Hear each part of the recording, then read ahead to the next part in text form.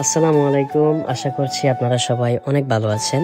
ঈদকে কেন্দ্র করে আপনারা অনেকেই অনেকজনকে অনেক রকম ঈদ উপহার দিয়েছেন।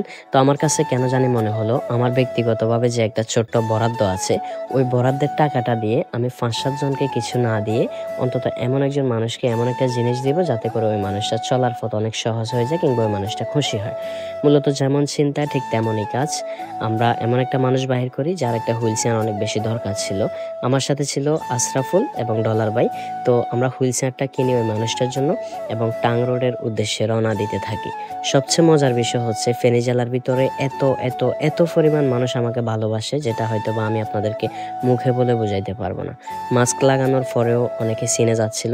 তো মূলত ওইজন্যই মাস্কটা মুখে ছিল যাতে করে অন্ততপক্ষে ওখানে নামলে খুব বেশি মানুষ না চিনতে পারে কিংবা খুব বেশি মানুষ ভিড় না করতে পারে। আমরা জাস্ট সিএনজি থেকে নামলাম। নামার সাথে সাথে হুইল চেয়ারটা ওই ভাইটাকে দিলাম। দেওয়ার সাথে সাথে আবার সিএনজিতে উঠে গেলাম।